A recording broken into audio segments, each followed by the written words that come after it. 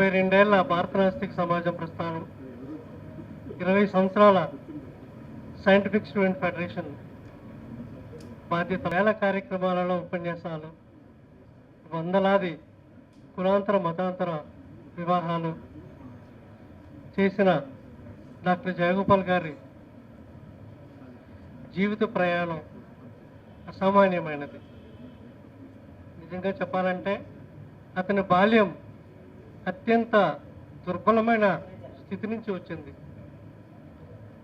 తల్లిదండ్రులు సంఘంలో అత్యంత ధనవంతులైనప్పటికీ చిన్నతనంలోనే తనలో నాటుకున్న హేతువాద భావాలను తల్లిదండ్రులు తనని చదువుకోనికుండా చేశాయి. ఆ భావాలను ఇంటిలో ఆచార సాంప్రదాయాలను వ్యతిరేకించినందుకు తల్లిదండ్రులు కన్న తండ్రి తన మీద 3 సార్లు హత్య ప్రయత్నం చేశాడు. బాల్య దశలోనే తల్లిదండ్రుల నుంచి వ్యతిరేకత ఎదుర్కొన్న డాక్టర్ జయగోపాల్ గారు తాను నమ్మిన సిద్ధాంతం కోసం ఆచరణశీలిగా జీవితాంతం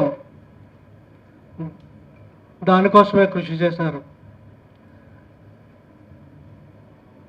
10 ఏళ్ల ప్రాయంలో జయగోపాల్ గారు తండ్రి వ్యతిరేకతను చూడాల్సి వచ్చింది. ఆ సందర్భంగానే తన ఎడమ చెవి శ్రవణాన్ని కోల్పోయింది. తన ఆలోచనలకు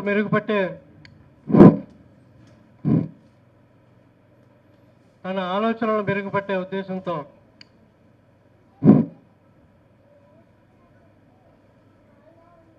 సాధారణలో 1972లో స్థాపించిన భారత నాస్తిక సమాజం అనేక ఒడిదుడుకులు ఎదుర్కొన్నప్పటికీ దేశంలోని 13 రాష్ట్రాల్లో తన కార్యక్రమాలను కొనసాగించింది. ఉభయ తెలుగు రాష్ట్రాలలో అనేక జిల్లాలలో మూఢనమ్మకాలకు వ్యతిరేకంగా,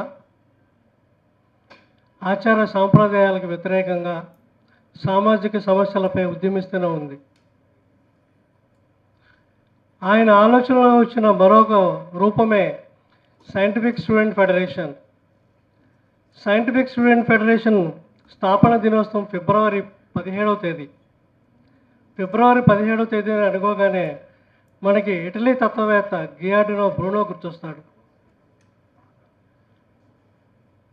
సూర్యుడి చుట్టూ భూమి తిరుగుతుందన్న సిద్ధాంతాన్ని బలంగా నమ్మినందుకు ఇటలీ తత్వవేత్త అంటే అప్పటి క్రైస్తవ సన్యాసి గియార్డినో బ్రూనోని అప్పటి క్రైస్తవ మత పెద్దలు 7 సంవత్సరాల పాటు కఠిన కారాగార శిక్ష విధిస్తారు. ఆ 7 సంవత్సరాలు ప్రతిరోజు తనని శిక్షించడమే కాకుండా నువ్వు ఏ రోజైతే నువ్వు నమ్మిన సూర్యకేంద్ర సిద్ధాంతాన్ని తప్పని ఒప్పుకుంటావో ఆ రోజే నేను విడుదల చేస్తానని చెప్తారు. 7 సంవత్సరాలు నరక యాతన అనుభవిస్తున్నప్పటికీ, మనం నరకం అనే మాట వాడకూడదు, క్షమించాలి, అంత భయంకరమైన శిక్ష అనుభవిస్తున్నప్పటికి కూడా తాను నమ్మిన సిద్ధాంతాన్ని వదులుకోలేదు గియార్డినో బ్రూనో.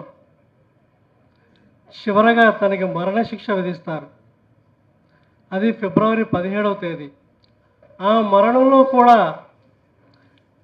తాను ఎక్కడైనా చెప్పిన సిద్ధాంతాన్ని తప్పని ఒప్పుకుంటాడేమో చెప్పేసి క్రైస్తవ మత పెద్దలు ఎదురు చూస్తారు. గియార్డినో బ్రూనో ఒకటే అంటాడు, నా మరణం కన్నా నేను తెలిపే క్షమాభిక్ష కోసం మీరు ఎదురు చూస్తున్నట్టున్నారని చెప్పేసి. ఆ క్షణంలో కూడా తను నమ్మిన సిద్ధాంతాన్ని వదులుకోకపోవడంతో నిట్ట నిలువున గియార్డినో బ్రూనోని తగలబెట్టేస్తారు మత పెద్దలు. అది 1600 సంవత్సరం ఫిబ్రవరి 17.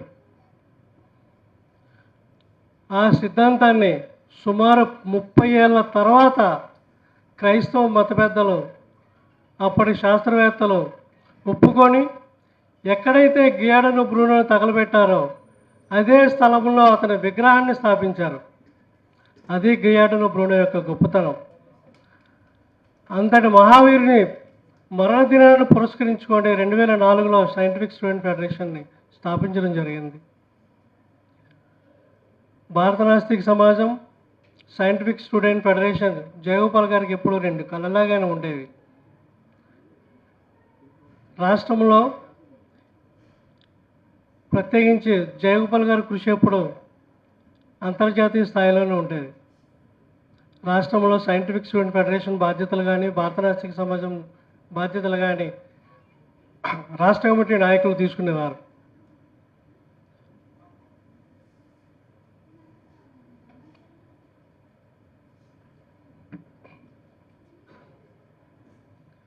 ఎక్కడ మూఢనమ్మకాలు ప్రబలుతాయో అక్కడ భారత నాస్తిక సమాజం కేడర్ ఉండేది. ఆ కృషిలో భాగంగానే 1988 అనుకుంటా, అప్పటి ఉమ్మడి ఆంధ్రప్రదేశ్ భారత నాస్తిక సమాజం జయగోపాల్ గారి కృషి, అప్పటి వేరే నాస్తిక కేంద్రం కృషి ఫలితంగా జోగిని వ్యవస్థ మీద అప్పటి గవర్నర్ కుముద్ బెంజోషి గారు చట్టం తీసుకురావడం జరిగింది.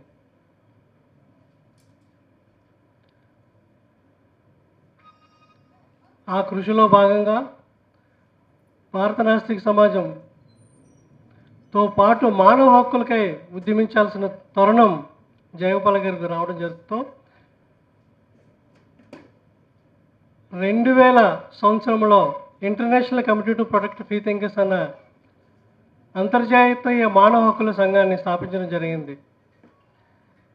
అది కేవలం దేశం, రాష్ట్రం కాకుండా అంతర్జాతీయంగా ఉన్న మానవ హక్కుల కార్యకర్తల ప్రాణాలను కాపాడడం కోసం ఏర్పడ్డ సంస్థకై కృషి చేయడంలో జయగోపాల్ గారి పాత్ర ఎనలేనిది.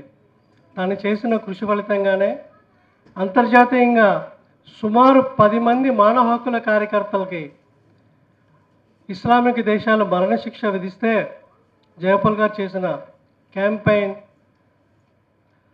పెట్టిన ప్రెజర్ కారణంగా వాళ్ళకి సామాన్య శిక్షగా మార్చడం జరిగిందని తెలియజేస్తున్నాం.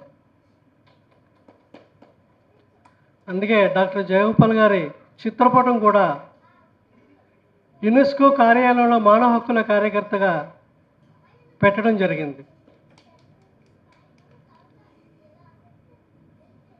కఠినమైన